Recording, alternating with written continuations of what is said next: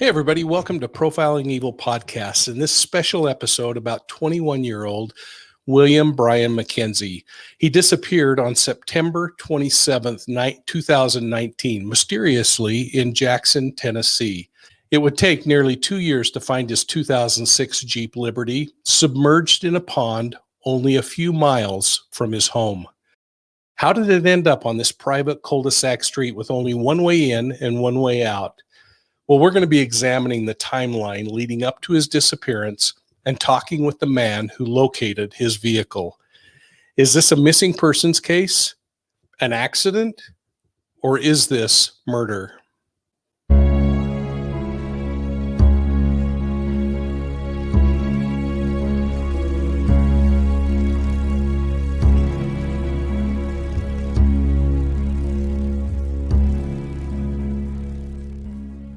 Well, on Sunday, August 29th, 2021, 702 agonizing days following his disappearance, Jackson, Tennessee police confirmed the discovery of William Brian McKenzie's vehicle. They discovered human remains inside the vehicle, which have now been turned over to a Tennessee medical examiner.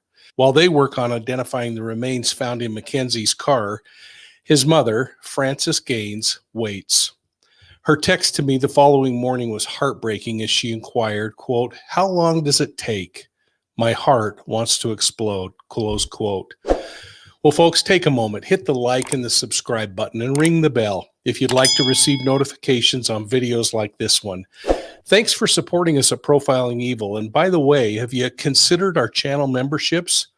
You can get a little more insight and a monthly opportunity to chat privately with the Profiling Evil team. Please check out our options. September 27th, 2019 started like any other day as Brian McKenzie left his mother's home for the 10-minute drive to work at Denny's restaurant. The kid worked hard every single day, and his coworkers often mentioned how he took great pride in his work. As the shift came to a close around 3 p.m, Brian punched out, said goodbye to his mother, who also worked at Denny's, and bolted out the door to meet some friends. Brian had gotten his driver's license only 2 weeks earlier, and he was so excited about the independence that he was feeling. It was payday, and Brian exited Denny's, grabbed some fuel at the gas station next door, and pulled into a vacant lot across the street to send a couple of text messages and to answer a phone call. The caller asked Brian to come to his home, just a short 3-minute drive to the north. Let's listen as Brian McKenzie's mother, Frances, retraces his steps on that day. I was recruited from IHOP, and so I joined the Denny's world, and then I had recruited my son. He didn't want to leave IHOP. He wanted to stay there. And I said, "Come on, I want you to come and work with me." My son started working there at Denny's, and he was there for a short time, less than a month. And he actually didn't even have his driver's license then. He was going through trying to get his driver's license. So a couple of weeks prior to him being missing, he got his driver's license. So he was very excited about it. Started letting him use my Jeep to go back and forth. My son clocked out at 3 p.m. in the afternoon, and from what I seen on footage is he clocked out and he left, but then he had pumped some gas and he drove across the road to the other side to the next gas station, Speedway Cross, and got a phone call, I guess, from footage of his car going into the next gas station across the street. It only took like a minute, and he drove right back out the way he drove in. And guess he got a text or phone call, and from his phone log, and from my understanding, he got that call from the person who wanted him to come over to his house. The friend was a coworker named Shawns, who later told Frances that another 21-year-old associate named Keenan Murphy was also at the residence when Brian arrived. According to Frances, the kids hung out and may have smoked some marijuana. Well, eventually, while they're there, Murphy asked Brian for a ride, and the two left the residence alone. That was the last time Shawns reportedly saw Brian McKenzie. Let's listen as Frances describes what happened. They hung out on the porch, and they do what boys do. They do their stuff, hang out, do boy stuff. I guess my son had asked if he had marijuana, and the boy said yes, he wanted him to come over and he would give him some. So my son went over there, and I guess he smoked with him, and then they were hanging out on the porch for a while. I did have a problem with it a lot of times with any of that, marijuana, everything. I don't even like taking Tylenol. That day, my son hung out. I guess that person the other person asked a ride home. He went to Shawns' house.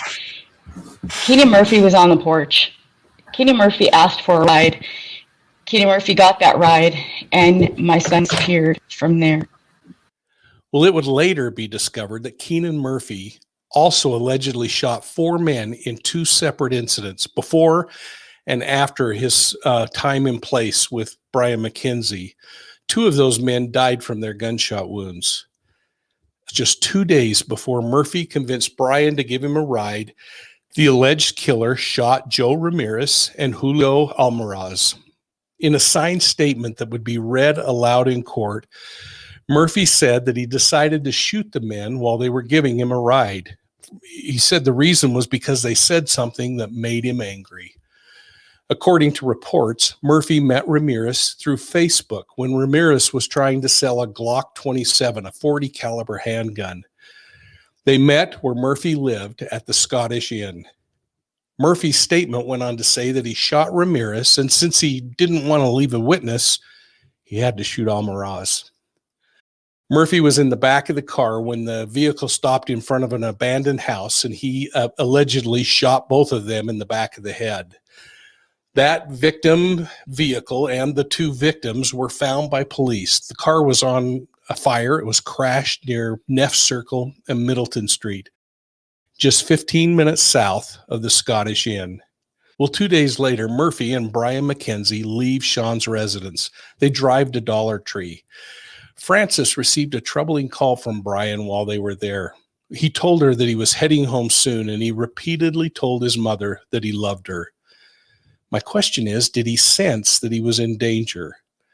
I found it interesting that their travels took them to the Scottish Inn, Murphy's residence, and ultimately to the last place Brian was known to be, Knight's Inn, which is just north and really less than 4 minutes from Brian's home.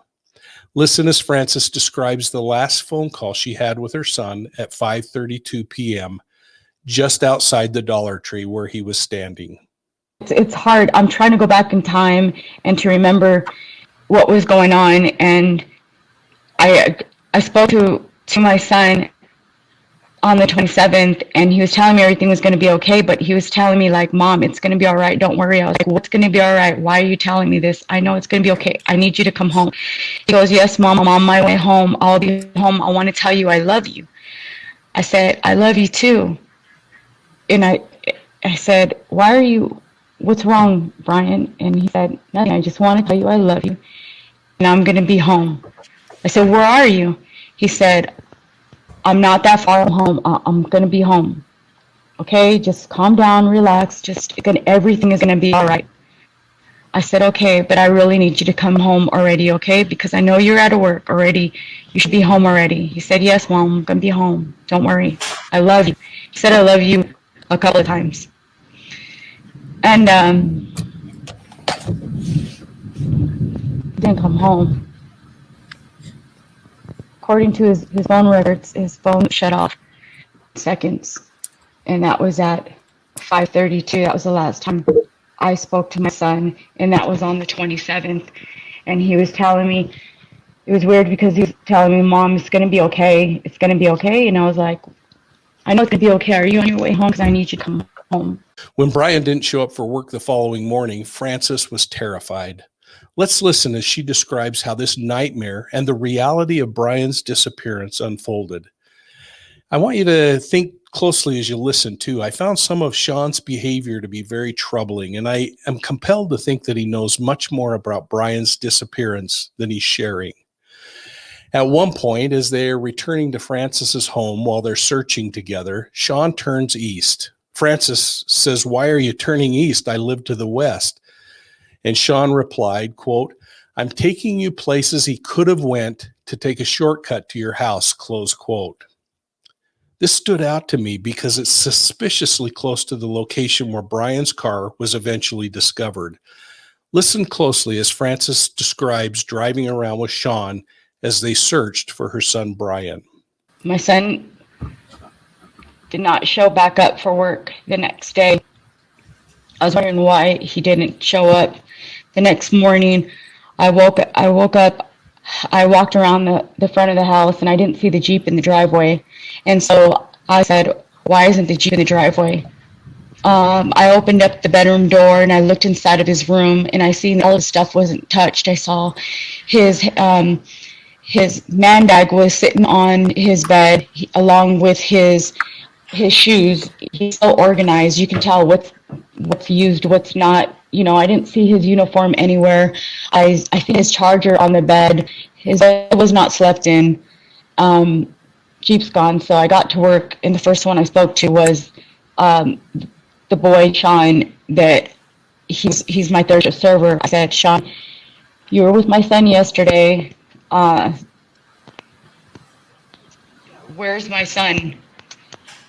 I said, "I heard you're with my son yesterday. Where's my son?" And I said, "The server told me that you were with my son." And he's like, "Yeah, he was at my house. He hung out for a while." I said, "Okay, Shawn, he didn't come home last night. I don't know what's going on. I feel like something is wrong. My son didn't show back up home." And his first words were, "Oh, he probably went out and he got, so he's a boy. Probably went out, got some booty. He did. He went out and partied or whatever." I said, "No, that's not my son. My son doesn't go out and have booty. My son has a girlfriend and he's very faithful to her. And that's not my son's way, and he's never late to work. He comes straight back home from work, and he was scheduled that day at 8 o'clock. So when 8 o'clock came around and he didn't show up for work, I knew something was wrong.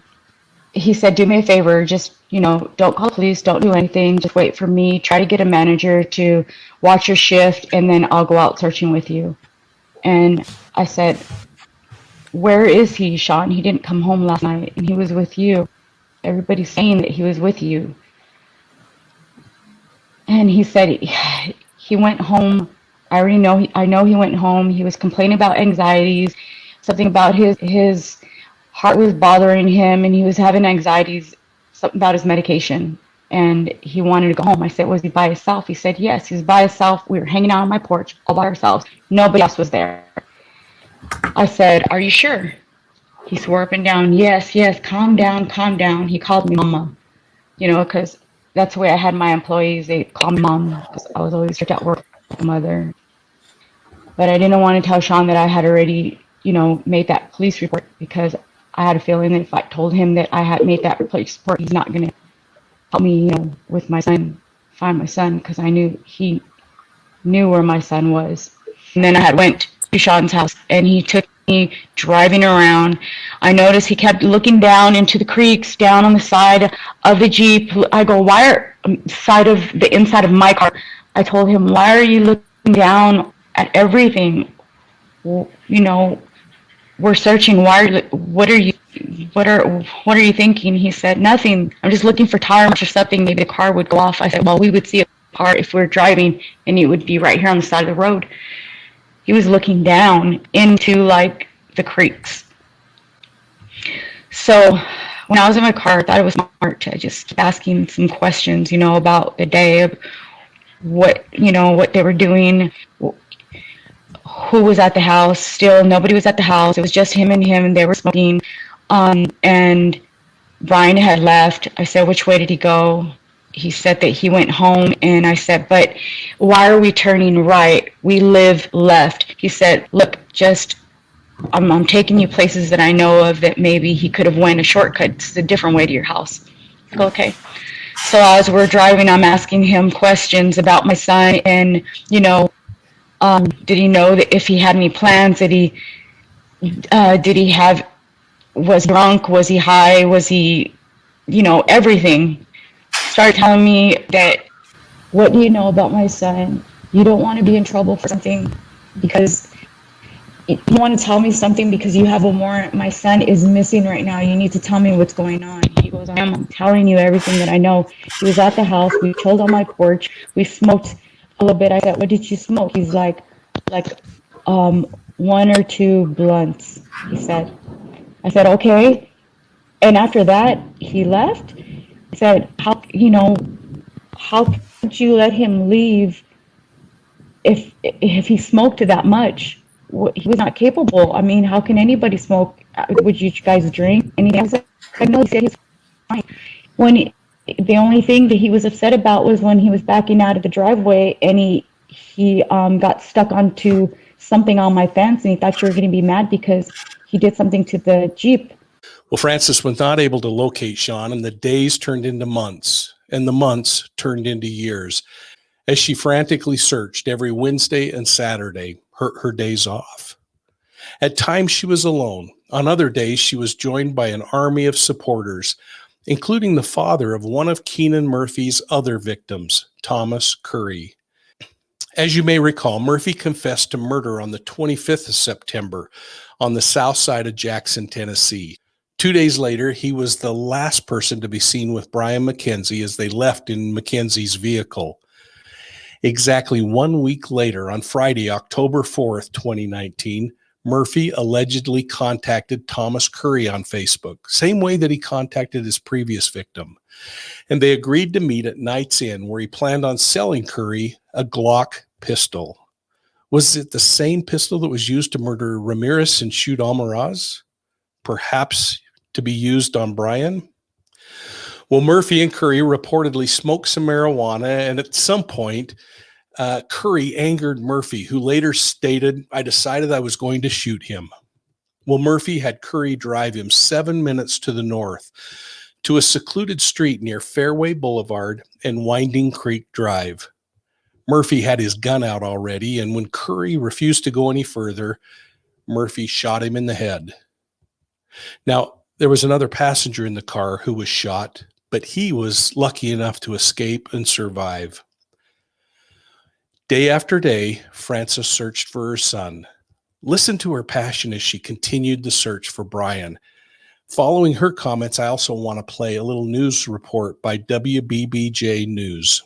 I didn't never have a tweet before. Now I have tweet, and I'm going on YouTube, and I'm just trying to share all the information that I can possibly share. I get threatened that I'll be gagged because if I mention names or if I tell what's not true and what's not believable and accuse people of this and accuse people of that, well, you know what? I'm not accusing anybody. This is what happened. My son left work. He was somewhere. He went to the dollar store. He called me. This is the vehicle he was in. And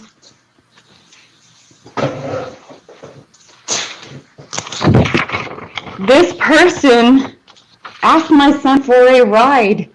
And he shot and killed someone on September 25th. And he shot and killed someone again on October 4th. Been arrested.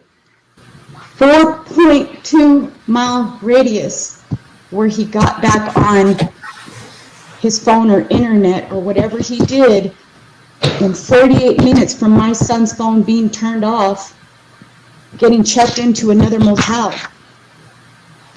In all reality, he didn't have 48 minutes with my son. He didn't get caught until October.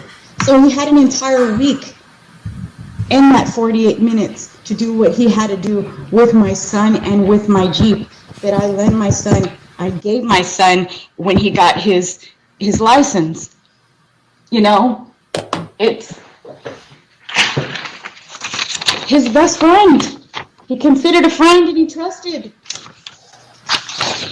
And this one said this one wasn't with him, you know. If you know something anonymously, and you know my son, because my son was good to all of you. Good kid. Very honest, very loving, very funny and smart. And Just please bring him home. Please help me bring him home. Say something. And tonight at 5:30 with a mother continuing to search for her son who has been missing since September. Thank you for joining us. I'm Terry Jelks. WBBJ 7 Eyewitness News reporter Stephanie Fernandez is live in the studio with more details on the search. Stephanie? That's right, Terry. The Jackson Police Department says William Brian McKenzie went to a friend's house in Madison County after getting off at work at Denny's. And since that day, no one has heard or seen McKenzie since September 27th.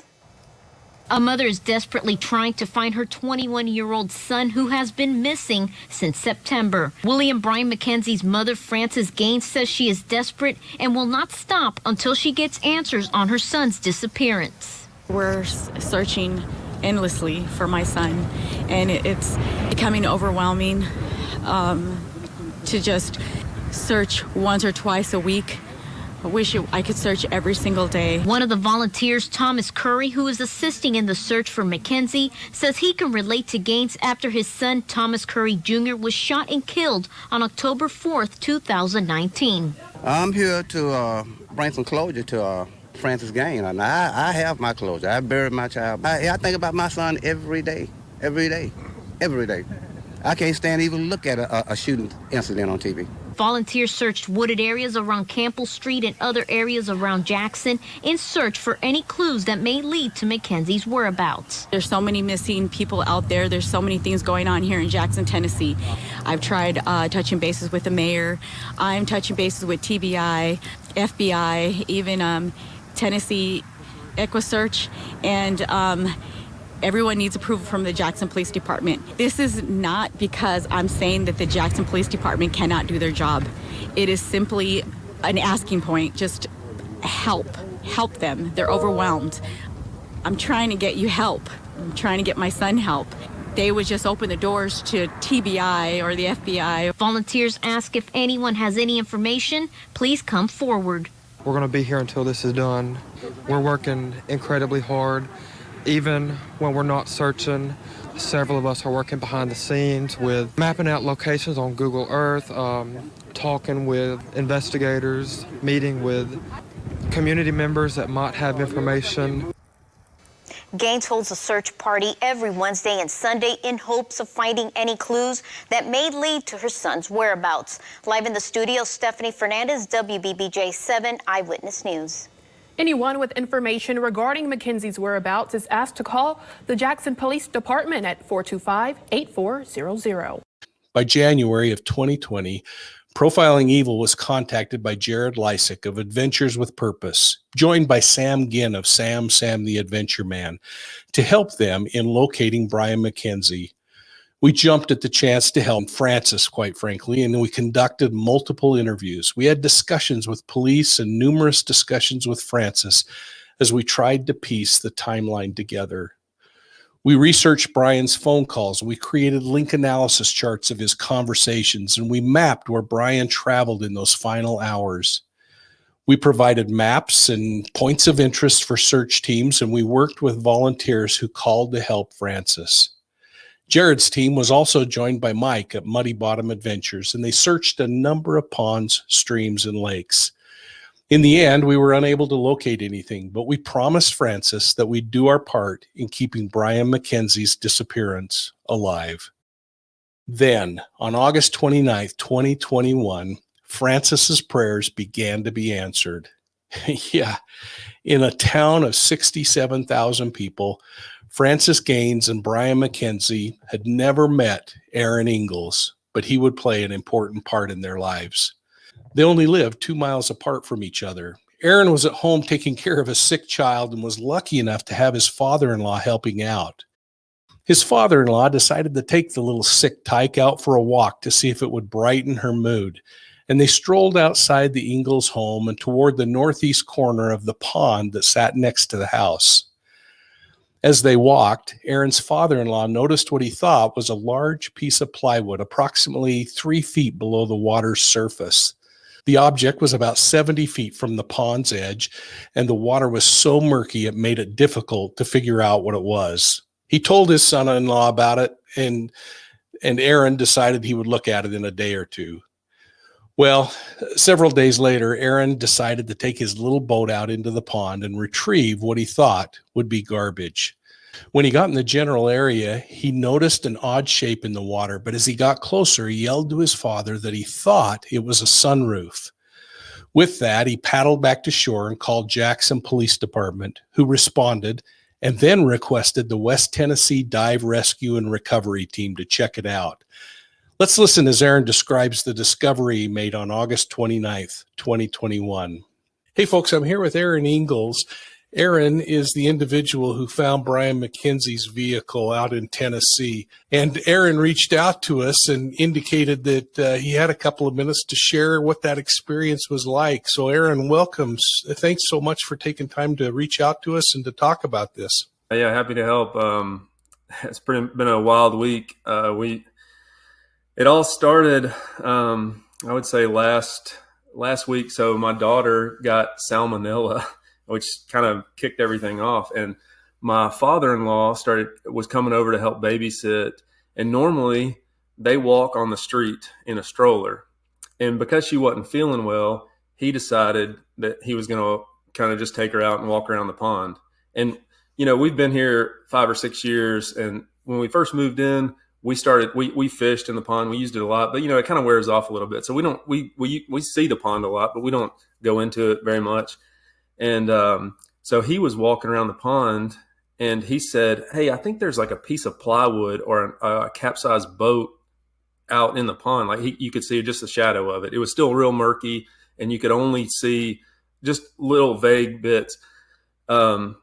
And also the homeowners association, the president had turned the pump of the pond off. So there's a well pump going into the pond and he turned it off like 3 months ago. So the water level has dropped like 2 or 3 feet from where it normally is, maybe more than that. It's way down real low right now. And so my parents came up, they were visiting in town and they stayed with us Saturday night. And then Sunday morning, my dad was out walking our dog and he was out by the pond. And I said, "Hey, our father-in-law, he said he saw something out there. Can you see if you can see it?" And so he's over on there's like a high bank on the side of the pond by the community boat dock. And so he's standing over there by the dock and you could only see it if you're up on that side. When you're on our side of the pond, you couldn't see anything. Like you could point it out and you couldn't really see much. But when you go over on that high side and you get an angle down, you could see a shadow down in the pond. And so we have a little paddle boat. And I said, "Can you point me to it? I'm going to take the paddle boat and try to get over there and see what it is." And at this time, I kind of thought it was like a capsized flat bottom boat. You know, you could see some, like it was long and it looked like it had some rails on it. So I get in the boat and I'm paddling out and I can't find it, but he's kind of guiding me over to it. And when I get right on top of it, I look down in the water and I put a pair of sunglasses on where I can kind of see down in there. And it looks like it's 3 feet under the water. I can't really tell. And I try to reach down and touch it, but I can't quite reach far enough in. Oh, I'm thinking it. Well, at first I thought it was like a flat bottom boat. I thought it was a capsized flat bottom boat just sitting in the water. And then all of a sudden I'm kind of looking, I'm kind of paddling around trying to get situated where I can see, because the glare, I mean, it was tough to see. Even though the water level was down, it was still tough to see. And then I see, like, I thought it was a hatch. I thought there's some kind of hatch on it. So he thought it might have been some kind of controlled spillway where the hatch was to let the water out. And then the closer I looked, I said, "Dad, I think this is a sunroof. I think I'm looking down at a sunroof. I think this is a car in here." And I thought it was like a Suburban. It was, it looked really big under the water. And I could start to see the roof rails. And then I kind of made my way to the back and I could see the hatches on the back hatch of the SUV. And so my first thought was, this has been in here for 20 years or 30 years. It was, when the pond was built, it was somebody dumped a car in here. I didn't even know about this case. Like, I had no idea about any of this. The first I heard about it was we come back out and I call the cops and I say, "I think there's a vehicle in our pond." They come out and they start, they're just, we're trying to point it out to them. Like I said, we get over on the bank and we're pointing it out to the cops and it's still hard to see. They can kind of see the shadow and they're like, "Okay, we'll call see what we're going to do. We might call the dive team out and see what we got." And then they mentioned Jeep Liberty a couple of times. And so I that was kind of weird. So I got a friend who's got a brother on the police for us, and he says, yeah, there's a Jeep Liberty missing. And then he starts telling me about the case. So I go start looking it up, and I'm like, wow, I wonder if that, and still in my mind, I'm still thinking this thing's been in here for a long time because it looks so old. When you finally got over it, it was so murky, and it just looked like an old vehicle down in there. As Aaron put two and two together, he was unsure it could be the same car, but he remembered seeing tracks leading into the water back in 2019. It was at a time when he was first learning how to fly his new drone. I want to mention that the drone imagery and videos are courtesy of Aaron Ingalls, who did a great job in recreating some of the walking paths and possible driving paths of McKenzie's vehicle. So, Aaron, thanks for letting us use that. As law enforcement conferred with the dive team, it became apparent to them that the vehicle was the missing Jeep Liberty, driven by Brian McKenzie. What Aaron didn't know at first was that the divers had also alerted police that human remains were inside the vehicle. Hey folks, I hope you are finding this video of the recovery of William Brian McKenzie's vehicle valuable. There's a body inside, and we're waiting for the Tennessee medical examiner to rule whether it's Brian's body or not. All of the early indications would point to the fact that it is. Now, this has been an emotional roller coaster for Brian's mother and family. If you'd like to help them, please consider donating to their GoFundMe page. It'll help pay for Brian's funeral expenses and assist Frances as she continues to work with law enforcement in determining whether this is an accident or part of a murder investigation. Well, let's get back to the story. With divers in the water, Aaron and his family retreated to the property line and provided these photographs and videos. Then police alerted Aaron that it truly was McKenzie's missing vehicle from September of 2019. Aaron remembered seeing tracks leading into the water about that same time, but closer examination of his video showed that they were actually tracks created before and after Brian's disappearance. So he wondered, is it possible that there are two vehicles in the water? Well, he alerted Tennessee divers who will return to check that out. But what I find interesting is that Murphy murdered people before and after Brian McKenzie disappeared. Is it possible that there's a tie to this location? Listen as Aaron continues his description. Call the police. They send the dive team out. They go down in there. And I remember the investigator, we kind of backed off at that point. We backed over to my property, and we were just kind of watching from the side. The dive team goes down, and they're on the vehicle looking at it. And the investigator comes back over because I had mentioned, I said, we found a shirt in the pond 2 months ago. As the water level was dropping, things on the bank started to like, we started being able to see stuff on the bank. And he came over and asking about the shirt, and I said, do you know what kind of vehicle it is? He says, yes, it's the one we're looking for. Yeah, it's getting bizarre. And so then I go to September 17th. I've got I think that was a photo that I sent you on that website. That's September 17th. There's tire tracks down beside the community boat dock going into the pond. So then I find one from October 5th. And October 5th, I've got a video where I flew the drone up and it was just kind of messing around with it. And you can see a shadow where the vehicle is. So it was in there on October 5th, 2019. So I don't know. I mean, it's just speculation. I've sent all this stuff to the investigators, but it almost looks like whoever put him in there came in and there's another vehicle in there. Like he did it once and then came back a month later and put that one in. I then theorized with Aaron about the possibility of an accident or how the vehicle would purposely be put into the pond. We talked about someone driving into this closed neighborhood, which would require them, if they went into the pond, to make a hard left, drive across the island, down into the grass and into the pond. Now, another option would be that the vehicle hit the dead-end portion of the street, made a U-turn, and while driving out, made a hard right turn, ending up in the pond. And finally, another option would be that driving down the drainage area and directly into the pond could have been a way that entered. Each is possible, and with the subsequent floating of the vehicle, the position it ended up in, frankly, remains a mystery. Well, listen as Aaron describes what was happening when police pulled the vehicle from the murky waters. I want to once again thank Aaron for the great photographs and video he took and for providing Profiling Evil with those.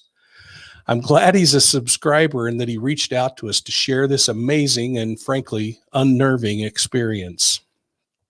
No, it was, when it came out, it was pretty murky and the windows were very dark. I was on so when they pulled it out, I was on the south side of the pond as it was coming out. They were on the north. They pulled it out just beside the boat dock, or just beside that little dock on the community side, but it was on the far side from my house. So they pulled it out in that corner of the pond.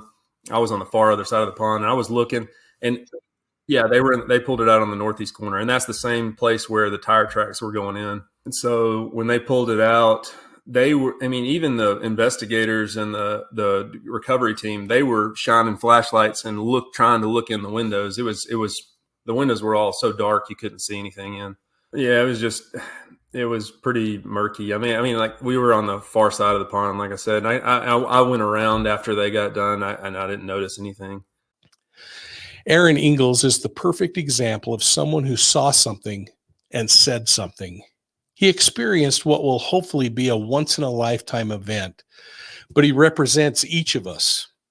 You never know when you might find yourself in Aaron's shoes as a witness to a crime. So stay aware of your circumstances. Are there lessons that we can learn from this? I don't know. I mean, listen to Aaron's final thoughts on this case. And while you do, please join me in thanking him for reaching out to Profiling Evil and sharing his experience. Yeah, it was tough. She was just like, the fact that it all happened while we were here, and we didn't even know it. It's just, it's pretty bizarre. Yeah, I know. And then, just the whole thing just keep going back on, like, how did we miss it? Like, when I saw the tire tracks, but I guess if you're not looking for it and you're not thinking about it, like, now it seems so obvious, but I mean, it was, that's the thing that I keep going back to, is like, how did I not know? And it's pretty tough, but I guess it's just what happened. So after everything you've read about Brian McKenzie's story, what do you think happened to him and why? I'm going to be interested in your comments, and I hope that you'll take time to subscribe to Profiling Evil on your favorite podcast platform. And by the way, have you checked out our YouTube channel? You can find it by searching for Profiling Evil. And don't forget, visit our webpage at www.profilingevil.com. There you can sign up for our free B.O.L.O. Be on the lookout. It's our newsletter, and you can get additional content and offers for free items. Please hit the like and the subscribe button and ring that bell if you'd like to receive notifications on our videos. And folks, if you have any information on the William Brian McKenzie case, please contact the Jackson, Tennessee Police Department immediately. If you know something, folks, say something. We'll see you soon at the next crime scene.